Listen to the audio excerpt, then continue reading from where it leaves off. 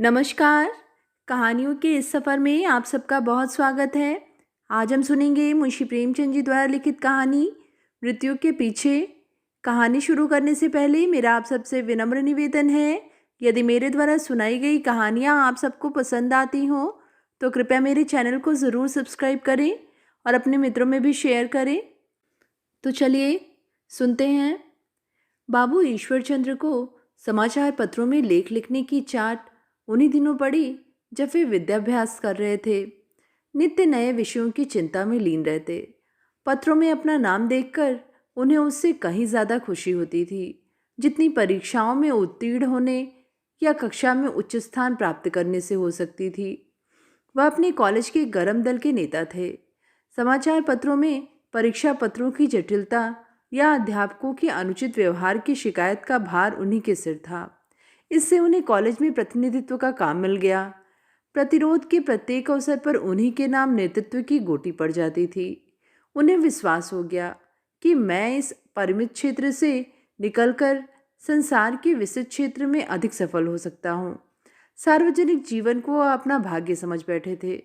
कुछ ऐसा संयोग हुआ कि अभी एमए परीक्षार्थियों में उनका नाम निकलने भी ना पाया था कि गौरव के संपादक महोदय ने वानप्रस्थ लेने की ठानी और पत्रिका का भार ईश्वरचंद्र दत्त के सिर पर रखने का निश्चय किया।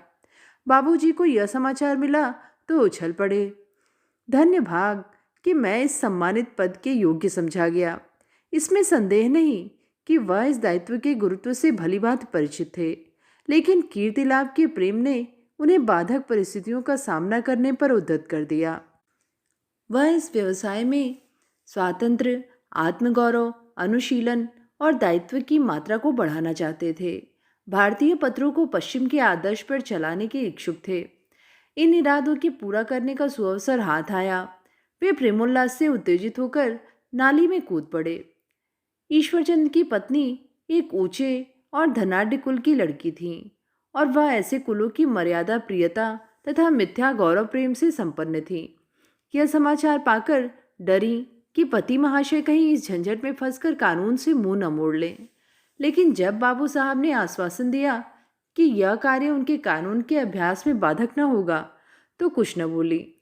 लेकिन ईश्वरचंद को बहुत जल्द मालूम हो गया कि पत्र संपादन एक बहुत ही ईर्ष्यायुक्त कार्य है जो चित्त की समग्र वृत्तियों का अपहरण कर लेता है। उन्होंने इसे मनोरंजन का एक साधन और ख्याति लाभ का एक यंत्र समझा था। उसके द्वारा जाति की कुछ सेवा करना चाहते थे। उससे द्रव्योपार्जन का विचार तक न किया था। लेकिन नौका में बैठकर उन्हें अनुभव हुआ कि यात्रा उतनी सुखद नहीं है जितनी समझी थी। लेखों के संशोधन, परिवर्धन और परिवर्तन, लेखकगण से पत्र व्यवहार और चित्ताकर्षक विषयों की खोज और सहयोगियों से आगे बढ़ जाने की चिंता में उन्हें कानून का अध्ययन करने का अवकाश ही न मिलता था। सुबह को किताबें खोलकर बैठते कि 100 पृष्ठ समाप्त किए बिना कदापि न उठूंगा, किंतु जो ही डाक का पुलिंदा आ जाता वे अधीर होकर उस पर टूट पड़ते। किताब खुली की खुली रह जाती थी। बार बार संकल्प करते कि अब नियमित रूप से पुस्तकावलोकन करूंगा और एक निर्दिष्ट समय से अधिक संपादन कार्य में न लगाऊंगा। लेकिन पत्रिकाओं का बंडल सामने आते ही दिल काबू के बाहर हो जाता। पत्रों के नोक-झोंक, पत्रिकाओं के तर्क वितर्क, आलोचना प्रत्यालोचना, कवियों के काव्य चमत्कार, लेखकों का रचना कौशल इत्यादि सभी बातें उन पर जादू का काम करती। इस पर छपाई की कठिनाइयां, ग्राहक संख्या बढ़ाने की चिंता और पत्रिका को सर्वांग सुंदर बनाने की आकांक्षा और भी प्राणों को संकट में डाले रहती थी। कभी कभी उन्हें खेद होता था कि व्यर्थ इस झमेले में पड़ा।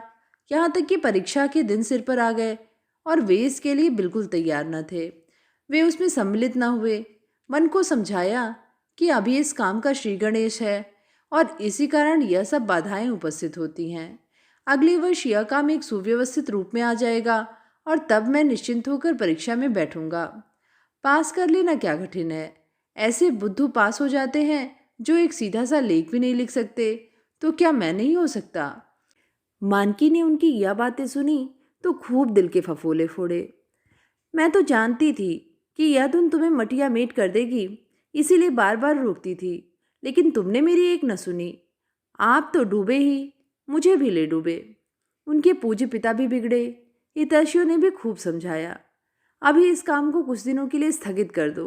कानून में उत्तीर्ण होकर निर्द्वंद देशोद्धार में प्रवृत्त हो जाना। लेकिन ईश्वरचंद एक बार मैदान में आकर भागना निंद समझते थे। हाँ, उन्होंने दृढ़ प्रतिज्ञा की कि दूसरे साल परीक्षा के लिए तनमन से तैयारी करूंगा। अतएव नए वर्ष के पदार्पण करते ही उन्होंने कानून की पुस्तकें संग्रह की, पाठ्यक्रम निश्चित किया, रोज नामचा लिखने लगे और अपने चंचल और बहानेबाज चित्त को चारों ओर से जकड़ा। मगर चटपटे पदार्थों का आस्वादन करने के बाद सरल भोजन कब रुचिकर होता है। कानून में वे घाते कहाँ, वह उन्माद कहाँ, वे चोटें कहाँ, वह उत्तेजना कहाँ, वह हलचल कहाँ। बाबू साहब अब नित्य एक खोई हुई दशा में रहते। जब तक अपने इच्छानुकूल काम करते थे 24 घंटों में 2 घंटे कानून भी देख लिया करते थे।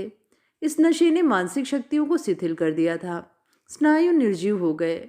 उन्हें ज्ञात होने लगा कि अब मैं कानून के लायक नहीं रहा, और इस ज्ञान ने कानून के प्रति उदासीनता का रूप धारण किया। मन में संतोष वृत्ति का प्रादुर्भाव हुआ। प्रारब्ध और पूर्व संस्कार के सिद्धांतों की शरण लेने लगे। एक दिन मानकी ने कहा, यह क्या बात है, क्या कानून से फिर जी उचाट हुआ। ईश्वरचंद ने दुस्साहसपूर्वक भाव से कहा, हाँ भाई, मेरा जी उससे भागता है। मानकी ने व्यंग से कहा, बहुत कठिन है। ईश्वरचंद, कठिन नहीं है, और कठिन होता भी तो मैं उससे डरने वाला न था। लेकिन मुझे वकालत का पेशा ही पतित प्रतीत होता है। जो जो वकीलों की आंतरिक दशा का ज्ञान होता है, मुझे उस पेशे से घृणा होती जाती है। इसी शहर में सैकड़ों वकील और बैरिस्टर पड़े हुए हैं, लेकिन एक व्यक्ति भी ऐसा नहीं है जिसके हृदय में दया हो, जो स्वार्थपरता के हाथों बिक न गया हो। छल और धूर्तता इस पेशे का मूल तत्व है। इसके बिना किसी तरह निर्वाह नहीं। अगर कोई महाशय जातीय आंदोलन में शरीक भी होते हैं तो स्वार्थ सिद्धि करने के लिए, अपना ढोल पीटने के लिए। हम लोगों का समग्र जीवन वासना भक्ति पर अर्पित हो जाता है। दुर्भाग्य से हमारे देश का शिक्षित समुदाय इसी दरगाह का मुजावर होता जाता है, और यही कारण है कि हमारी जातीय संस्थाओं की श्रीवृद्धि होती है। जिस काम में हमारा दिल न हो, हम केवल ख्याति और स्वार्थ लाभ के लिए उसके कर्णधार बने हुए हों, वह कभी नहीं हो सकता। वर्तमान सामाजिक व्यवस्था का अन्याय है जिसने इस पेशे को इतना उच्च स्थान प्रदान कर दिया है। यह विदेशी सभ्यता का निकृष्टतम स्वरूप है कि देश का बुद्धिबल स्वयं धनोपार्जन न करके दूसरों की पैदा की हुई दौलत पर चैन करता, शहद की मक्खी न बनकर चींटी बनना अपने जीवन का लक्ष्य समझता है। मानकी चिढ़कर बोली, पहले तुम वकीलों की इतनी निंदा न करते थे। ईश्वरचंद ने उत्तर दिया, तब अनुभव न था, बाहरी टीम टाम ने वशीकरण कर दिया था। मानकी, क्या जाने तुम्हें पत्रों से क्यों इतना प्रेम है। मैं जिसे देखती हूँ अपनी कठिनाइयों का रोना रोते हुए पाती हूँ। कोई अपने ग्राहकों से नए ग्राहक बनाने का अनुरोध करता है, कोई चंदा न वसूल होने की शिकायत करता है।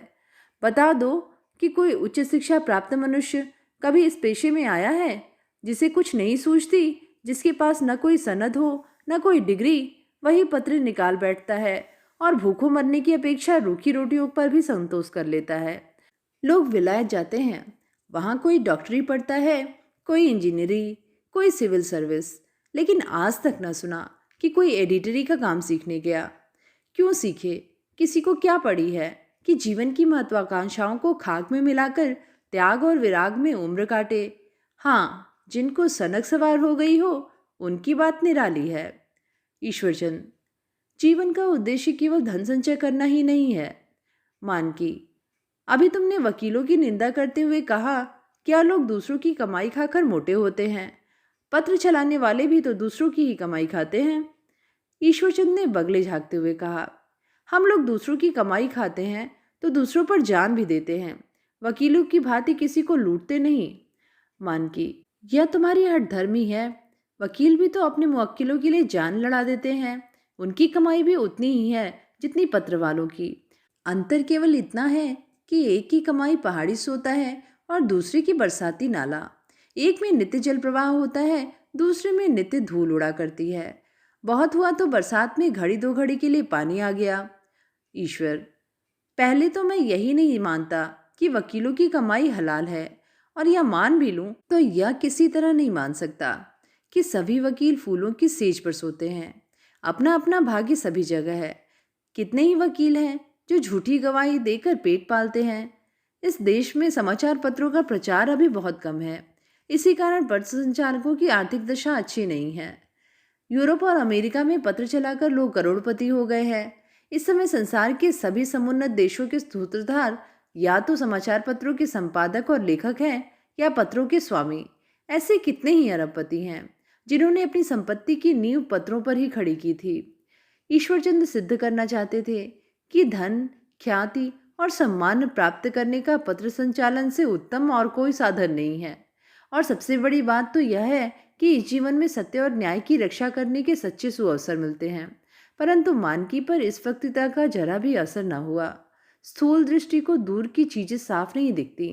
मानकी के सामने सफल संपादक का कोई उदाहरण न था। 16 वर्ष गुजर गए। ईश्वरचंद ने संपादकीय जीवन में खूब नाम पैदा किया। जातीय आंदोलनों में अग्रसर हुए, पुस्तकें लिखी, एक दैनिक पत्र निकाला, अधिकारियों के भी सम्मान पात्र हुए। बड़ा लड़का बीए में जा पहुंचा, छोटे लड़के नीचे के दर्जों में थे। एक लड़की का विवाह भी एक धन संपन्न कुल में हुआ। विदित यही होता था कि उनका जीवन बड़ा ही सुखमय है, मगर उनकी आर्थिक दशा अब भी संतोषजनक न थी। खर्च आमदनी से बढ़ा हुआ था। घर की कई हजार की जायदाद हाथ से निकल गई। इस पर बैंक का कुछ न कुछ देना सिर पर सवार रहता था। बाजार में भी उनकी साख न थी। कभी कभी तो यहाँ तक नौबत आ जाती कि उन्हें बाजार का रास्ता छोड़ना पड़ता। अब वह अक्सर अपनी युवावस्था की अदूरदर्शिता पर अफसोस करते थे। जातीय सेवा का भाव अब भी उनके हृदय में तरंगे मारता था, लेकिन वह देखते थे कि काम तो मैं तय करता हूँ और यश वकीलों और सेठों के हिस्सों में जाता है। उनकी गिनती अभी तक छुटभइयों में थी। यद्यपि सारा नगर जानता था कि यहाँ के सार्वजनिक जीवन के प्राण वही हैं, पर यह भाव कभी व्यक्त न होता था। इन्हीं कारणों से ईश्वरचंद को संपादन कार्य से अरुचि होती थी। दिनों दिन उत्साह क्षीण होता जाता था, लेकिन इस जाल से निकलने का कोई उपाय न सूझता था। उनकी रचना में सजीवता न थी, न लेखनी में शक्ति। उनके पत्र और पत्रिका दोनों ही से उदासीनता का भाव झलकता था। उन्होंने सारा भार सहायकों पर छोड़ दिया था। खुद बहुत कम काम करते थे। हाँ, दोनों पत्रों की जड़ जम चुकी थी, इसीलिए ग्राहक संख्या कम न होने पाती थी। वे अपने नाम पर चलते थे, लेकिन इस संघर्ष और संग्राम के काल में उदासीनता का निर्वाह कहाँ। गौरव ने प्रतियोगी खड़े कर दिए, जिनके नवीन उत्साह ने गौरव से बाजी मार ली। उसका बाजार ठंडा होने लगा। नए प्रतियोगियों का जनता ने बड़े हर्ष से स्वागत किया। उनकी उन्नति होने लगी। यद्यपि उनके सिद्धांत भी वही, लेखक भी वही और विषय भी वही थे, लेकिन आगंतुकों ने उन्हीं पुरानी बातों में नई जान डाल दी थी। उनका उत्साह देख ईश्वरचंद को भी जोश आया कि एक बार फिर अपनी रुकी हुई गाड़ी में जोर लगाएं, लेकिन न अपनी सामर्थ्य थी, न कोई हाथ बटाने वाला नजर आता था। इधर उधर निराश नेत्रों से देखकर हतोत्साहित हो गए। हाँ, मैंने अपना सारा जीवन सार्वजनिक कार्यों में व्यतीत किया। खेत को बोया, सींचा, दिन को दिन और रात को रात न समझा। धूप में जला, पानी में भींगा, और इतने परिश्रम के बाद जब फसल काटने के दिन आए तो मुझ में हंसिया पकड़ने का भी बूता नहीं। दूसरे लोग, जिनका उस समय कहीं पता न था, अनाज काट काट कर खलिहान भरे लेते हैं, और मैं खड़ा मुंह ताकता हूँ। उन्हें पूरा विश्वास था कि अगर कोई उत्साहशील युवक मेरा शरीक हो जाता तो गौरव अब भी अपने प्रतिद्वंदियों को परास्त कर सकता। सभ्य समाज में उनकी धाक जमी हुई थी। परिस्थिति उनके अनुकूल थी। जरूरत केवल ताजे खून की थी। उन्हें अपने बड़े लड़के से ज्यादा उपयुक्त इस काम के लिए और कोई न दिखता था। उसकी रुचि भी इस काम की ओर थी, पर मानकी के भय से वह इस विचार को जबान पर न ला सकते थे। इसी चिंता में 2 साल गुजर गए और यहाँ तक नौबत पहुंची कि या तो गौरव का टाट उलट दिया जाए या इसे पुनः अपने स्थान पर पहुंचाने के लिए कटिबद्ध हुआ जाए। ईश्वरचंद ने अपने पुनरुद्धार के लिए अंतिम उद्योग करने का दृढ़ निश्चय कर लिया। इसके सिवा और कोई उपाय न था। यह पत्रिका उनके जीवन का सर्वस्व थी। इससे उनके जीवन और मृत्यु का संबंध था। उसको बंद करने की यह कल्पना भी न कर सकते थे। यद्यपि उनका स्वास्थ्य अच्छा न था, पर प्राण रक्षा की स्वाभाविक इच्छा ने उन्हें अपना सब कुछ अपनी पत्रिका पर न्यौछावर करने को उद्यत कर दिया। फिर दिन के दिन लिखने पढ़ने में रत रहने लगे। एक क्षण के लिए भी सिर न उठाते। गौरव के लेखों में फिर सजीवता का उद्भव हुआ। विद्वज्जनों में फिर उसकी चर्चा होने लगी। सहयोगियों ने फिर उसके लेखों को उद्धृत करना शुरू किया। पत्रिकाओं में फिर उसकी प्रशंसा सूचक आलोचनाएं निकलने लगी। पुराने उस्ताद की ललकार फिर अखाड़े में गूंजने लगी। लेकिन पत्रिका के पुनः संस्कार के साथ उनका शरीर और भी जर्जर होने लगा। हृदय रोग के लक्षण दिखाई देने लगे। रक्त की न्यूनता से मुख पर पीलापन छा गया। ऐसी दशा में वह सुबह से शाम तक अपने काम में तल्लीन रहते। धन और श्रम का संग्राम छिड़ा हुआ था। ईश्वरचंद की सदैव प्रकृति ने उन्हें श्रम का सपक्षी बना दिया था। धनवादियों का खंडन और प्रतिवाद करते हुए उनके खून में गर्मी आ जाती थी। शब्दों से चिंगारियां निकलने लगती थी। यद्यपि यह चिंगारियां केंद्रस्थ गर्मी को छिन्न किए देती थीं। एक दिन रात के 10 बज गए थे। सर्दी खूब पड़ रही थी। मानकी दबे पैर उनके कमरे में आई। दीपक की ज्योति में उनके मुख का पीलापन और भी स्पष्ट हो गया था। वह हाथ में कलम लिए किसी विचार में मग्न थे। मानकी के आने की उन्हें आहट भी न मिली। मानकी एक क्षण तक उन्हें वेदना युक्त नेत्रों से ताकती रही। तब बोली, अब तो यह पोथा बंद करो, आधी रात होने को आई। खाना पानी हुआ जाता है। ईश्वरचंद ने चौंक कर सिर उठाया और बोले, क्यों, क्या आधी रात हो गई? नहीं, अभी मुश्किल से 10 बजे होंगे। मुझे अभी जरा भी भूख नहीं। मानकी, कुछ थोड़ा सा खा लो ना। ईश्वर, एक ग्रास भी नहीं, मुझे इसी समय अपना लेख समाप्त करना है। मानकी, मैं देखती हूँ तुम्हारी दशा दिन दिन बिगड़ती जाती है। दवा क्यों नहीं करते? जान खपाकर थोड़ी काम किया जाता है। ईश्वर, अपनी जान को देखूं या इस घोर संग्राम को देखूं जिसने समस्त देश में हलचल मचा रखी है। हजारों लाखों जानों की हिमायत में एक जान न भी रहे तो क्या चिंता। मानकी, कोई सुयोग्य सहायक क्यों नहीं रख लेते? ईश्वरचंद ने ठंडी सांस लेकर कहा, बहुत खोजता हूं पर कोई नहीं मिलता। एक विचार कई दिनों से मेरे मन में उठ रहा है। अगर तुम धैर्य से सुनना चाहो तो कहूं। मानकी, कहो, सुनूंगी। मानने लायक होगी तो मानूंगी क्यों नहीं। ईश्वरचंद, मैं चाहता हूं कृष्णचंद को अपने काम में शरीक कर लूं। अब तो वह एमए भी हो गया। इस पेशे से उसे रुचि भी है। मालूम होता है कि ईश्वर ने उसे इसी काम के लिए बनाया है। मानकी ने अवहेलना भाव से कहा, क्या अपने साथ उसे भी ले डूबने का इरादा है? घर की सेवा करने वाला भी कोई चाहिए कि सब देश की ही सेवा करेंगे? ईश्वर, कृष्णचंद यहाँ किसी से बुरा न रहेगा। मानकी, क्षमा कीजिए, बाज आई, वह कोई दूसरा काम करेगा जहाँ 4 पैसे मिले। या घर फूक काम आप ही को मुबारक रहे। ईश्वर, वकालत में भेजूंगी, पर देख लेना, पछताना पड़ेगा। कृष्णचंद उस पेशे के लिए सर्वथा अयोग्य है। मानकी, वह चाहे मजूरी करे पर इस काम में न डालूंगी। ईश्वर, तुमने मुझे देखकर समझ लिया कि इस काम में घाटा ही घाटा है। पर इसी देश में ऐसे भाग्यवान लोग मौजूद हैं जो पत्रों की बदौलत धन और कीर्ति से मालामाल हो रहे हैं। मानकी, इस काम में तो अगर कंचन भी बरसे तो मैं उसे ना आने दूं। सारा जीवन वैराग्य में कट गया। अब कुछ दिन भोग भी करना चाहती हूँ। यह जाति का सच्चा सेवक अंत को जातीय कष्टों के साथ रोग के कष्टों को न सह सका। इस वार्तालाप के बाद मुश्किल से 9 महीने गुजरे थे कि ईश्वरचंद ने संसार से प्रस्थान किया। उनका सारा जीवन सत्य के पोषक न्याय की रक्षा और प्रजा कष्टों के विरोध में कटा था। अपने सिद्धांतों के पालन में उन्हें कितनी ही बार अधिकारियों की तीव्र दृष्टि का भाजन बनना पड़ा था। कितनी ही बार जनता का अविश्वास, यहाँ तक कि मित्रों की अवहेलना भी सहनी पड़ी थी। पर उन्होंने अपनी आत्मा का कभी हनन नहीं किया। आत्मा के गौरव के सामने धन को कुछ न समझा। इस शोक समाचार के फैलते ही सारे शहर में कोहराम मच गया। बाजार बंद हो गए। शोक के जलसे होने लगे। सहयोगी पत्रों ने प्रतन्नता के भाव को त्याग दिया। चारों ओर से एक ध्वनि आती थी कि देश से एक स्वतंत्र सत्यवादी और विचारशील संपादक तथा एक निर्भीक त्यागी देशभक्त उठ गया और उसका स्थान चिरकाल तक खाली रहेगा। ईश्वरचंद इतने बहुजनप्रिय हैं, इसका उनके घर वालों को ध्यान भी न था। उनका शव निकलो तो सारा शहर गण्य अगण्य अर्थी के साथ था। उनके स्मारक बनने लगे। कहीं छात्रवृत्तियां दी गई, कहीं उनके चित्र बनवाए गए। पर सबसे अधिक महत्वशील वह मूर्ति थी जो श्रमजीवियों की ओर से प्रतिष्ठित हुई थी। मानकी को अपने पतिदेव का लोक सम्मान देखकर सुख में कुतूहल होता था। उसे अब खेद होता था कि मैंने उनके दिव्य गुणों को क्यों न पहचाना, उनके पवित्र भावों और उच्च विचारों की कद्र न की। सारा नगर उनके लिए शोक मना रहा है। उनकी लेखनी ने अवश्य इनके लिए ऐसे उपकार किए हैं जिन्हें ये भूल नहीं सकते, और मैं अंत तक उनका मार्ग कंटक बनी रही। सदैव तृष्णा के वश उनका दिल दुखाती रही। उन्होंने मुझे सोने में मर दिया होता, एक भव्य भवन बनवाया होता, या कोई जायदाद पैदा कर दी होती तो मैं खुश होती, अपना धन भाग्य समझती। लेकिन तब देश में कौन उनके लिए आंसू बहाता, कौन उनका यश गाता। यही एक से एक धनिक पुरुष पड़े हुए हैं, वे दुनिया से चले जाते हैं और किसी को खबर भी नहीं होती। सुनती हूँ पतिदेव के नाम से छात्रों को वृत्ति दी जाएगी।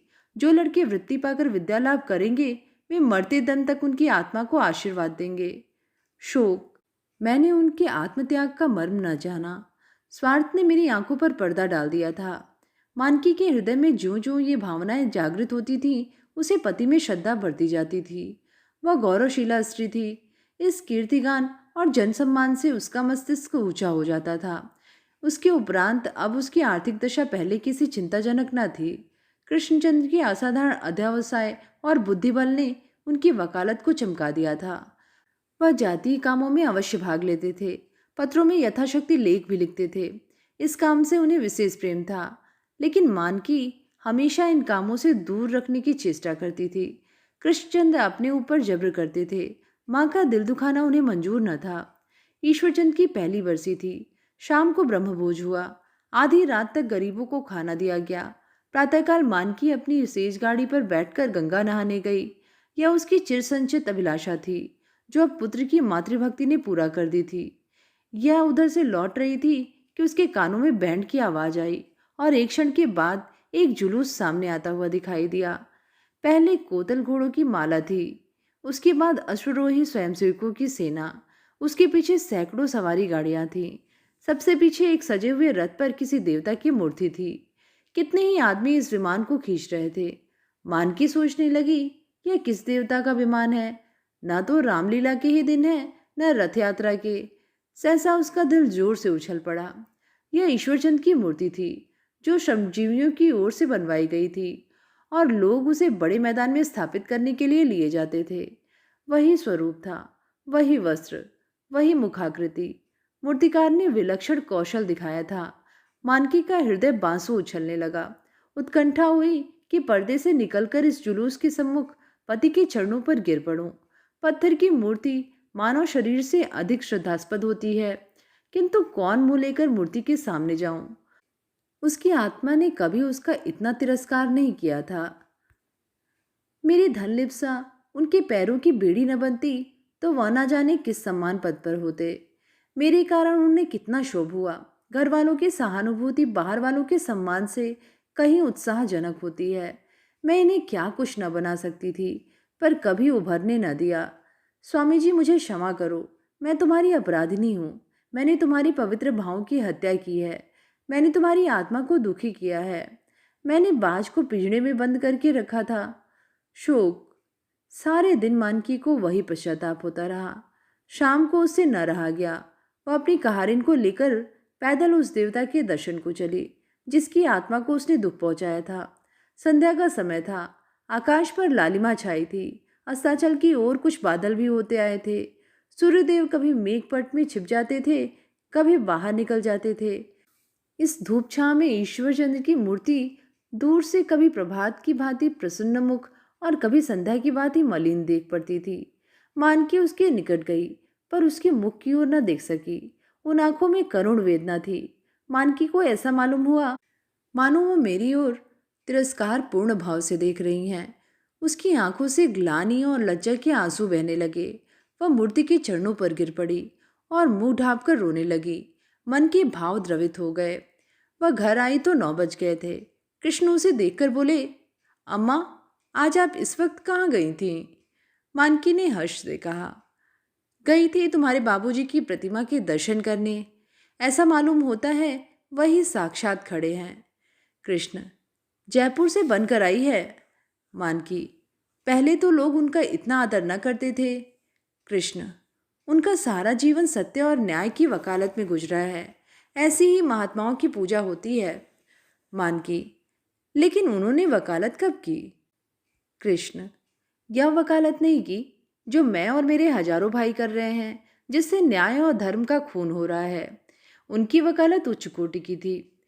मानकी, अगर ऐसा है तो तुम भी वही वकालत क्यों नहीं करते? कृष्ण, बहुत कठिन है। दुनिया का जंजाल